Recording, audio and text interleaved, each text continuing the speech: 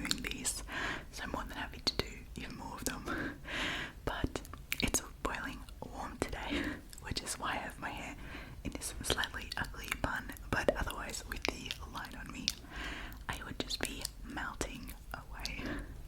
I also have a cold drink here. So we'll be hanging out, we'll be listening to these scary stories, and I honestly hope y'all can sleep afterwards. So let's go. The first story is called The Man on My Patio. So this happened when I was around 9 years old. I'm 25 now, and it's something I will never forget. It gives me goosebumps to this day. I live in a terraced house, 4 houses combined, and my neighbours and I each have our own little patio. There's a small road 100 metres from my yard where people do their Sunday walks and so on. Only a small fence separates my small yard and patio from that road. I live in a pretty crowded area with several of these terraced houses spread around my neighbourhood. So seeing people walking on that road is pretty normal for me. Seeing random people standing on my patio is not. When I was 9, I usually got home from school about an hour before my mum got home from work. I lived maybe 50 metres away from school, so my mum figured I was mature enough to be home alone for around an hour or so before she got home. This one day I got home from school. I did the usual thing, which was to make sure I locked the front door and double check that the back door leading to the patio was also locked. I was 9. Being alone was a little scary, even though it was in the middle of the day and only for an hour. I then rushed to my room upstairs to play as much PlayStation as possible before my mum came home and made me do homework. While playing, I heard this noise come from outside my window. My room was located on the floor over the patio with a view of the road I told you about before. It was kind of like the sound of a cat, but my cat had been missing for over 3 months. Hope sparked and I thought, oh my god, did he finally come back? I ran downstairs to check if it was my cat, but the sight that met me gives me goosebumps just writing this. There was a guy standing on my patio, a tall guy with black hair and covering half of his eyes, making him look like a male version of the Ring Woman or something. I could hear him making high-pitched sounds, almost like a cat meowing. A brown liquid was running down from his mouth, and I could see him spitting out my dad's stomped cigarettes. He was actually eating from the ashtray. I was frozen, observing this, eventually snapped out of it and screamed so loud that the man must have heard it. He didn't react. He kept on eating from the ashtray. I ran upstairs to my room, locked the door and called my mum, who then called the cops. I've never been more terrified in my life. Laying in bed under my sheets, shivering with fear as I hear these creepy, high-pitched noises from the guy eating cigarette stumps from the ashtray on my patio. I kind of blacked out for a moment because the next thing I remember is the police arriving on the road by my yard. I hear them talking to the guy, saying stuff like, "What are you doing? Get over here or we will come down and arrest you," and so on. He didn't respond, but the high-pitched sounds was more frequent and louder. I decided to look through the window, feeling safer now that the cops were there. I could see 2 officers standing by my fence, 1 man and a woman. I did not see the creepy man, however, because he was standing directly 1 story under me and off my field of view. The police jumped the fence, and I remember hearing the creepy guy screaming louder than anything I've ever heard before. He charged at the female police officer with full force, and he knocked her out cold. The male officer then immediately tased the guy, leaving him shaking on the ground, screaming still. The policeman struggled to keep him on the ground while putting handcuffs on him, but eventually made it. After a while, managed to wake up the female officer, who seemed to be badly hurt.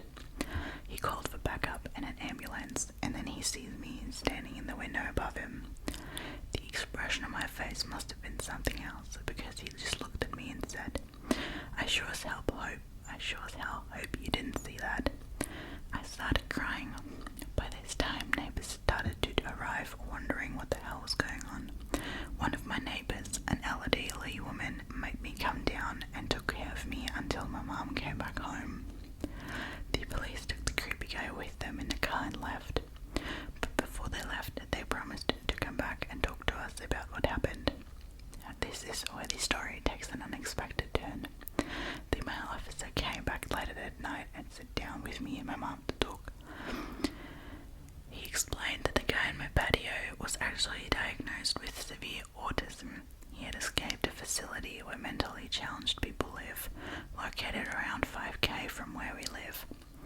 He explained that our guy had actually been living in my house 5 years ago, but he had forced to move when his mom, his only caretaker, died. The poor guy probably thought he would find his mom in my house. He missed the routines and he missed living there with his mom. The police had to move him from the house that time 5 years ago because he was extremely strong. From what I heard, he had extreme tension in the body because of the autism, making his muscles grow stronger and stronger throughout the years. This was the reason he reacted the way he did when the police came in this day. Still frightened, I told the police officer that he needed to make sure this would never happen again. He promised it wouldn't. After a few sleepless nights, my life got back to normal. The years went by and the guy didn't come back until 1 year ago. At this time, my mom and my dad had moved out. I bought the house from them and I'm still living there today. I was enjoying my morning coffee on the patio when I see this random guy stopping on the road by my fence. He just stands there looking at me. I look at him and give him a nod, and then I hear the high-pitched noise. Holy shit, it's him. His hair had turned grey, but the high-pitched sounds made me realise. My heart had started racing, and I instantly remembered that the reason why he was back. I realised that he must have managed to escape again. Because I kept my cool a bit longer than when I was 9, I started to realise how sorry I felt for the guy. 16 years later, and he was back to look for his mom. I decided to carefully ask him if he wanted to come down to the patio. He instantly jumped the fence. I started to think he would knock me out like he did to that police officer, but he didn't. He smiled. He looked at me and smiled. I offered him to sit down. He didn't respond. I offered him to come inside. He started laughing. We went inside. His face lit up. Pure joy. He was home. It reminded him of the time he had with his mom. It almost made me tear up. All of a sudden he sat down on my couch and turned on my TV and switched directly to the cartoons. I observed him for a while. He was just completely focused on the cartoons. I just wanted him to enjoy the moment, so I didn't say anything to him. I realised I had to call the facility to let them know. The caretakers arrived 10 minutes later. After a lot of convincing, he got back up, crying, and they went back to the facility. I called the facility 2 days later, and we made a deal. His name is Tom, and I now consider Tom my friend. Every Sunday from the day he returned, Tom and his caretakers visit me to watch cartoons. They say it's the highlight of his week. It makes my heart warm. Now, for several years, my thoughts were, let's not meet this guy from my patio eating from the ashtray. Now my thoughts are, let's meet every Sunday to watch cartoons. My friend Tom. That's so cute. Took a turn for the good. Okay guys, the next story is the one I gave the trigger warning about before, so make sure to skip this part if this isn't what you want to hear. But I don't want to say it's a good story, but if you came here to be spooked and to be scared, this will be a good story. So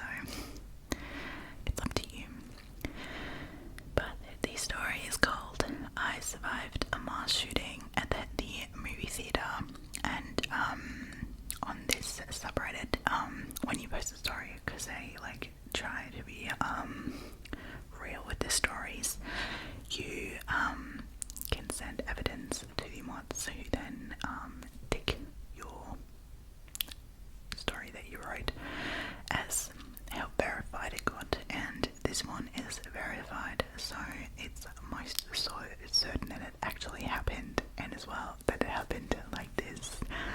And let me tell you, it's a bit chilling. Alright, buckle up because this is quite a long story. This happened to me 4 years ago. It is by far the most extreme and life-threatening situation I've ever been in. The eyewitness account you're about to read 100% true, and it is mine. For some understanding, this happened in the United States. It was the summer of 2012. My longtime boyfriend and I had recently gotten married. Even though we were dead poor college students and lived in a dinky apartment, we were having a blast.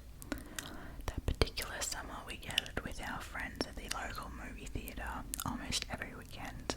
There was just one down the street from our apartment that had a really cheap movie ticket. A night out that was under $10 was certainly within our budget.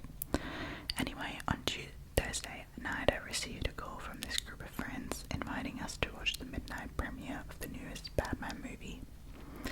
I had just finished working a 12-hour shift and I was pretty tired. I almost refused the invitation and thought of crashing in my apartment instead.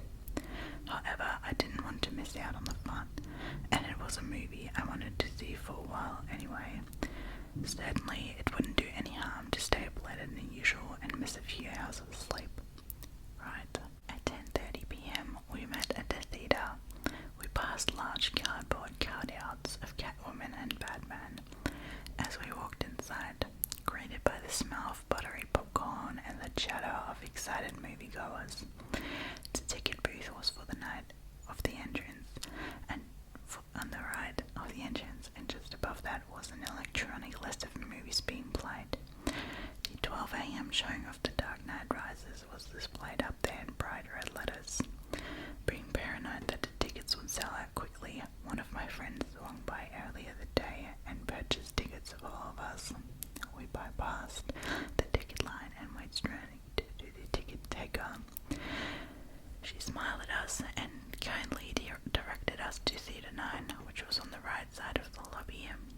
If I only had known what I do now, that among the crowds a killer was lurking, that as I walked across that tacky red and purple carpet towards Theatre 9, I would have been walking to my death. I think about it often now, what I would have done if I had known. Pulled the fire alarm, called the police, screamed for people to run away. But of course, I had no way of knowing that what was about to happen. Oblivious to the peril I was putting myself in, I pushed the doors open for the Theatre 9 without giving it a second thought. The hallway in this theatre was shaped like a U, and you could go either right or left. Theatre 9 was the largest screening room in the building, perfect for accommodating the crowds that midnight premieres brought in. The screen was motionless and grey. Not even the previews had started yet, because there was still a good hour and a half to go until the movie actually started. We entered on the right side, so all of the seats were to our left. I remember being surprised at just how packed the theatre already was. Just about every seat was filled, much to our dismay. At first it seemed like we wouldn't find a spot to sit together. Now, the way this theatre was set up, there was a selection of seats right in front of the screen. This area is flat, and there were about 5 rows of seating in this section. A lot of seats in that section were empty, but sitting right in front of the movie screen sucked, and none of us wanted to sit there. One of my friends then spotted a row with 5 empty seats, all next to each other, perfect for the amount of people we had. These seats were about 3 to 4 rows up from where the seating rows start to elevate. We ran up the stairs before someone could take the seats and filed in. My husband, Brooke, sat in the 5th seat. I sat next to him, and my friend Samantha sat next to me on my right side. Her boyfriend Tommy sat next to her. friend named Leo sat in the aisle seat. We spent the next several minutes casually chatting, joking around and laughing. After a while, my three friends went to the lobby to buy drinks and the addicting movie theatre popcorn. While they were gone, Brooke and I passed the time by people watching. The theatre was brighter since the lights weren't dimmed yet, and I could see everyone clearly. There were a lot of people dressed in Batman t-shirts and hoodies. One person even had a mask and one of those shirts with an attached cape. There were a lot of kids in attendance as well, which wasn't surprising because even though it was a Thursday night, it was summer vacation, so that meant no school the next day. All of the people I saw, the person I will never forget, was the little girl sitting in our same row a few chairs away. She was really cute, blonde with blue eyes, and passed us several times on her way to the lobby, each time coming back with various snacks and popcorn. Overall, people seemed to be very excited to see the movie, and the room was filled with energy and laughter. After what seemed like an eternity of waiting, the lights started to dim and the previews began. Just like every movie I've seen before, a quick animation flashed across the screen, reminding us to get refreshments from the lobby. We were already devouring that popcorn like ravenous animals.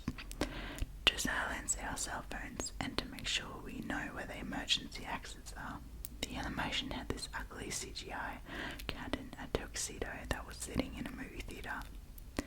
I casually glanced at the bright green screen exit signs that were on the left and right side of the movie screen. I didn't think much of the reminder, like usual. After that, I only remember one preview for The Man of Steel. The others, I'm not sure what they were about. When the movie started, the theatre erupted into cheering and clapping. The title of the movie, The Dark Knight Rises, exploded onto the screen. This was followed by the scene where Bane is hijacking a plane. I thought this scene was pretty cool, and it caught my interest right away. Only when the movie started to get a little less interesting did I remember how tired I was. I decided I would close my eyes at the more boring parts to get a bit of rest. I had been awake for 20 hours at that point, so I was rightfully sleepy. My eyes were closed for the most of the duration of Batman and Catwoman's encounter. I don't really remember what was going on in that part of the movie. Perhaps some of you have seen it and know what I'm talking about. Anyway, when I opened my eyes again, Bruce Wayne was on his computer digging up information on Catwoman. This is the last scene I saw. I never go watch the rest of the movie. All of a sudden, a loud bang erupted from the left side of the theatre. I sort of screamed a little bit because it startled me. A strange smell started to fill the auditorium. It was like the smell of firework, so I thought it was a cherry bomb or something similar. Had someone thrown fireworks into the crowd as a prank? Something similar. Then, down near the right of the movie screen, the dark silhouette of a person caught my attention. They were just in a black frame against the bright movie screen. A series of flashing lights was coming from this person. It was a weird moment where time literally slowed down and everything went strangely quiet. I was completely frozen, unable to move, and really unable to think at all. It was like my brain had stopped working entirely. Brooke caught on immediately to what was happening, and he grabbed me.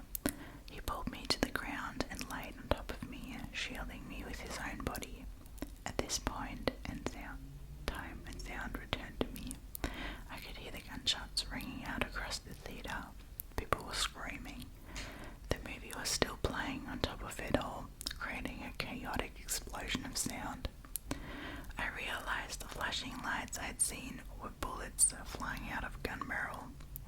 An instant sensation of adrenaline flowed through my body.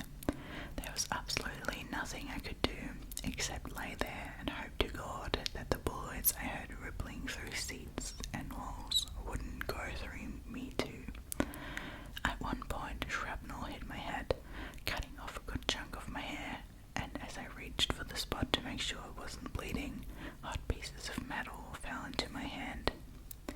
I was still laying face up, so I could see everything that was happening. The lights from a still playing movie danced across the ceiling and walls. My friends were on the floor with me. Our unfinished bucket of popcorn was spilled all across the floor.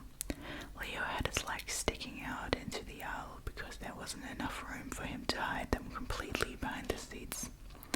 At some point, Savannah's water bottle, which had been in the cup holder between our seats, exploded. Water splashed all over my face. The smell of gun smoke was overwhelming. Riot-graded tear gas made my eyes cry and caused me to cough uncontrollably. There was another smell too, the horrible metallic smell of blood that I'll never forget. I remember my lower body feeling wet all of a sudden. For some reason I thought this came from the leaking water bottle too, but I soon realized this wasn't the case. All of a sudden, things went strangely quiet. The bullets had stopped for some reason. Tommy shouted, "Let's get out of here." We took advantage of the opportunity and made a run for it. We ran down the stairs across the front of the screen towards that bright green exit sign. We crammed into a small closet-like space where the door was. It was so dark we had a hard time finding it. We were screaming and slamming on the walls to find the door, blinded by the tear gas and dumbfounded by shock. Then finally my hands felt that metal door handle and I pushed against it with all my strength. The door flew open and the lights of a nearby street light flooded our eyes. We pushed against the door so hard that we all fell over on the concrete. Samantha lost her pink flip-flop just outside the doorway. As I scrambled to my feet and literally ran for my life, I realized my legs were red, absolutely soaked with blood. It was like I dipped my legs into a bathtub full of it. I checked my body all over and realized I wasn't injured at all. Where did this blood come from? I looked behind me and realized that the blood was my husband's. He had been shot in the leg. A massive gaping hole that ripped through the lower half of Brock's right leg. This foot was barely hanging on and dangled lifelessly. Leo and a young man I didn't recognize were carrying Brock because after falling outside the door, he lost all his strength and he couldn't walk. I was completely shocked. I had no idea he had been injured, especially since he was right behind me the whole time and managed to escape the theater all by himself. How he did it on one foot, I'll never know. At this point, I screamed. My scream was so loud that it alerted nearby construction workers. At the back of the theater, there was a narrow parking lot followed by a grassy lawn and then the street beyond that. The construction workers were doing road repair on the street, but as soon as they heard my scream and saw us running, they stopped working and watched what was going on. I'm not sure why this is such a vivid part of my memory. Anyway, they carried Brock along the back sidewalk all the way to the end where the corner of the building is. This was quite a distance, several dozen feet. My husband then collapsed from exhaustion and pain, saying he couldn't move anymore. He lay down and a puddle of blood started from beneath him. I looked back and realized we had left a trail of blood leading from the door all the way to our current position. I was trembling. I knelt beside Brock and glanced around to see who else was injured. Tommy had been shot in the knee and the hip and was further away in the parking lot. The teenager who helped my husband was also injured. His dad and mom were with him. His mom was sitting against the wall and looked like she was going to pass out. She was bleeding from several places. That family escaped at the same time we did. I guess they heard the bullet stop and decided to make a run for it too. We were all lucky because the shooting was still going on inside. I had to take off my shirt and use it to stop the bleeding. I'll never forget how lifeless and limp his leg felt, and I imagine that's what a dead body must feel like. I got blood all over my hands and arms. The police showed up really fast. I I'd say we were only outside for a minute or two before the red and blue sirens filled the night and rushed to our location. We were literally a block away from the police station. A female officer stood by us the whole time until paramedics arrived, which was a very long time. Brock was one of the last to be taken to hospital. He was bleeding out for almost 20 minutes before an ambulance pulled up on the same street with the roadwork. At this point, he had become almost unresponsive and was on the verge of unconsciousness. Several massive guys rushed across the grass with the stretcher, loaded him onto it, and then ran with him back to the waiting ambulance. I wasn't able to go with him because there was another injured person in the ambulance and it was too crowded. I wandered around to the front of the theatre alone, unsure where my friends had went.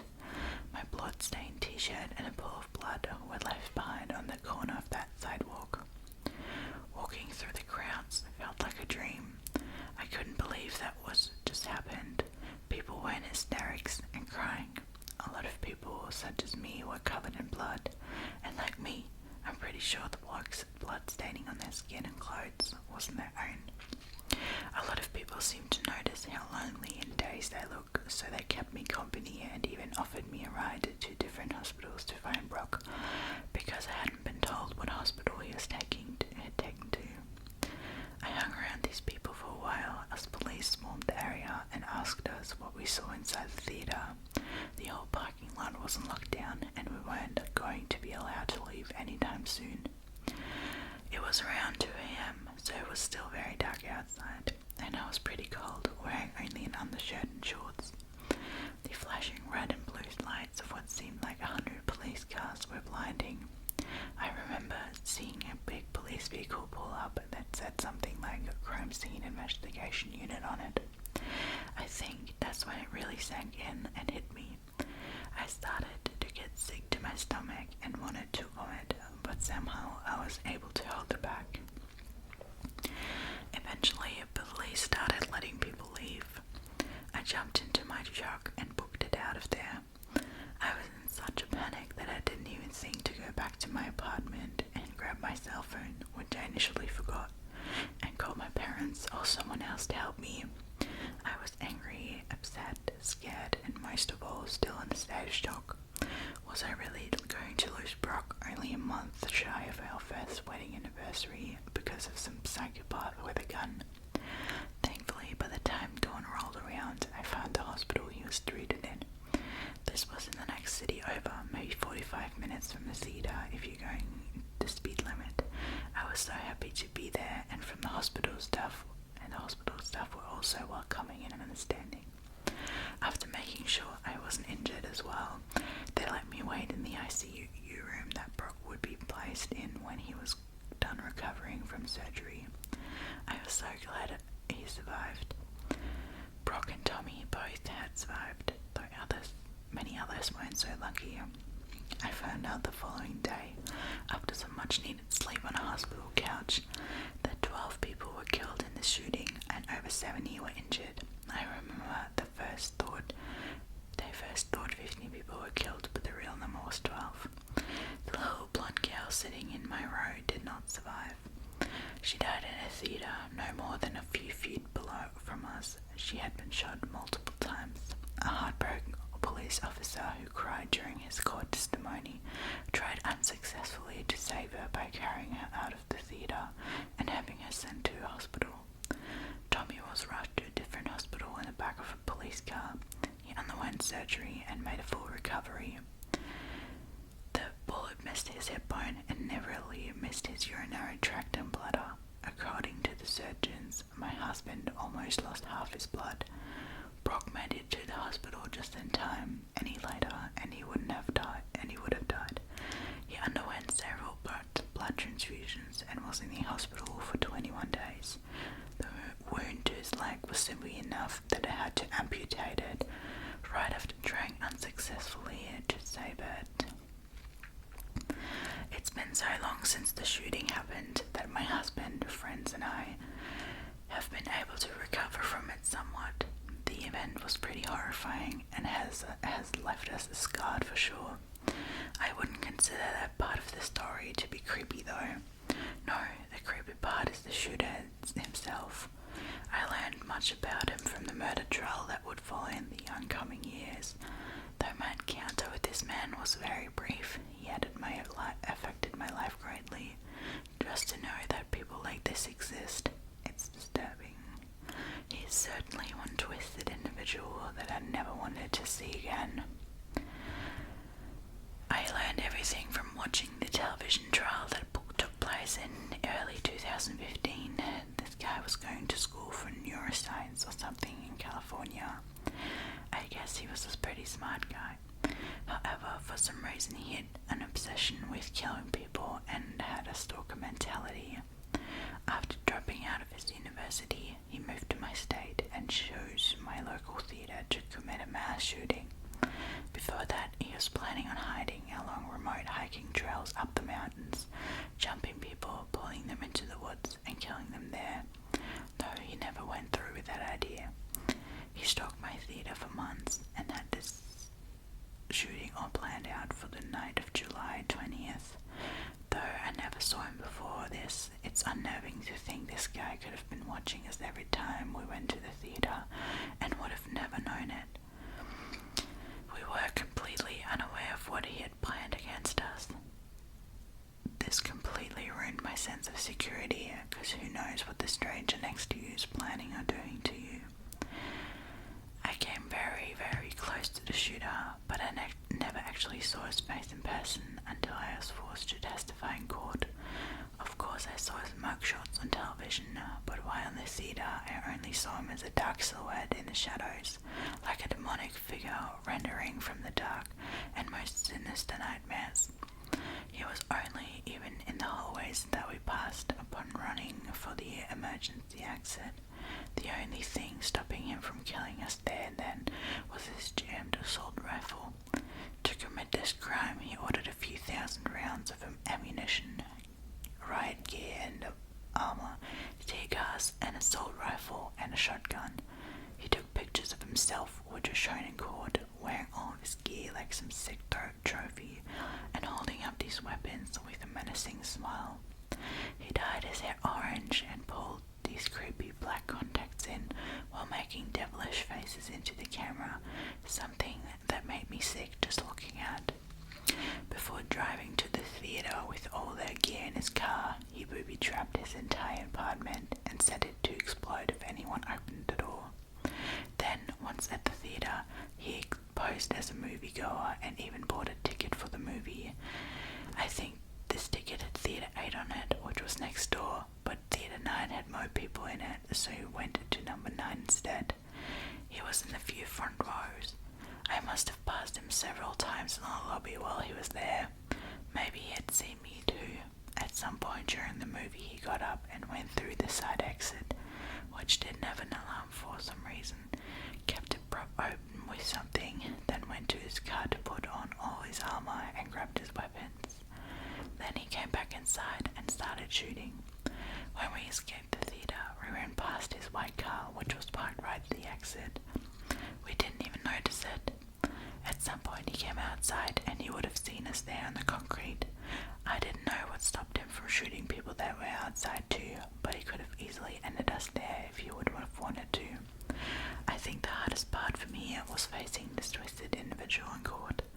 I'll never forget rising as they called my name, walking down the center row past my family, other survivors, and crowds of news-hungry media personnel. I sat right across from him, maybe only 10 feet away, while his orange hair was gone and he was wearing black contacts. Being so close to him was as creepy and as uncomfortable of an experience. My encounter with this man are entirely the ones I'll never forget. I cannot say that I've come face to face with a true, deranged psychopath. He just had this blank stare in his eyes the whole time. If eyes truly are the windows to the soul, then his soul was filled with nothing but a cold indifference from those he had murdered and harmed. He wouldn't even look at me. Sitting across from him in court was the second time I had knowingly been in the same room with this man. A man who tried to take my life, but thankfully failed.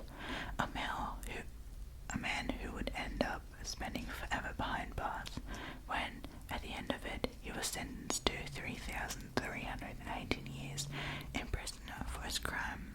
This is to the man who tried to kill me, the man who has caused countless nightmares and fueled the fires of my paranoia, the man who hurt my friends and family, causing years of untold grief for my husband because he will never walk the same again. The man who stole the innocence and joy from a 6-year-old child who went into the theatre alive and came out dead. To the man who carried out the worst mass shooting in Colorado history. Let's not meet again. Ever. I hope you rot in prison. Okay, the next story is called A Man on Train Decides He Doesn't Like How I Sit, Tries to Intimidate Me. This happened to me about a month ago, but it still boggles me. 2 points of background to make this story make sense. 1, I live in Tokyo and commute via those famously crazy crowded inner trains daily. There exists on them this kind of unspoken agreement that everyone works together to make this suck as little as possible. People for the most part hold their backpacks in front of them, man don't man spread, etc. But that's when the trains are full. About 2 stops before mine, the train goes from City and Can to everyone in this train could lay on the seats and have room left over, so I usually can sit down at this point. 2, I'm not a Japanese woman, very obviously so, even when I'm in my white dress, shorts and pencil skirts like all the other office drones. I'm often in the only obvious non-Japanese woman on my train in the morning, but despite my appearance, I'm fluent in Japanese. So one day I sit down when the train empties out, headphones in, mobile games going, ready to enjoy the 10 minutes of sitting in I get on my hour commute. I'm sitting with my legs crossed, but there's maybe 10 people in the whole car, so I'm not in anyone's way. I'm turned out when all of a sudden a hand reaches out and grabs my bare knee. I'm in a skirt. I of course jolt straight out of my skin, rip out my headphones and look up at the hand's owners. It's some skinny old Japanese dude, maybe 60. He points at my legs and then at the other people on the train. Again, a maximum of 10 in a car that can hold 50 plus easily and probably held about 10 minutes ago. Oh, and held, about 10 minutes ago. In slight broken English, he says, "You must not cross your legs." I'm so bewildered by this, I start telling him in Japanese, the train isn't crowded right now, I'm not in anyone's way. But he doesn't like this answer. He starts to reach for my legs again, presumably to uncross my legs himself. Liking even less of this, summon up my loudest non-scream, "Don't touch me," and thankfully this is enough to get him to stop that, as another thing you don't do on trains here is make a fuss. Sadly though, yet another thing you don't do here is get involved, so despite a woman all but screaming "Don't touch me," it's some foreign woman causing trouble, best not to get involved, etc., so no one comes for me. So while I've made it clear that I will not stand for physical confrontation, this old dude still feels comfortable enough to stand directly in front of me, nearly knee to knee, looming over me while he beats endlessly, "You must." He did this for at least 5 minutes. I didn't move, I didn't blink or break eye contact. I started plans B through P of how to get off this train at the next stop. Thankfully, he gave up before the next stop, shaking his head and calling me a rude B in Japanese before wandering off. Still take this train, but haven't seen him since. Okay, so this is going to be the last story for today, I think, and it is called "Had an incredibly frightening experience last night and wanted to know if anyone here ever had a similar encounter." Okay, not giving away a lot so far. So last night, I was at a classmate's house working on a group project we had due tomorrow. I live in an apartment in the town where our university is located, and my classmate lives at his parents' house, which is in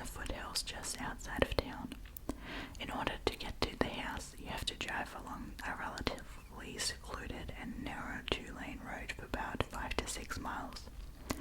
We started working on the project at about 6 p.m. and I ended up hanging around for a while after we had finished our working. So I left his house pretty late at about 11 and started down the road back towards town. I didn't recognize how tough it was to navigate the road at night. There were no street lights and the road was unkept and riddled with potholes. On top of this, I had no cell service, so I had to drive very slowly to make sure I didn't blow out one of my tires, since I'd used my spare one a couple of weeks back. I figure I was about 3 miles from the house when I rounded a tight corner and saw a pickup truck with a camper shell parked diagonally across the path. The manner in which it was parked completely impeded the path, and I couldn't drive around it because there was a gully on both sides of the road. The only way for me to go to this point was backwards, where there was a pull-off that I could use to turn my car around.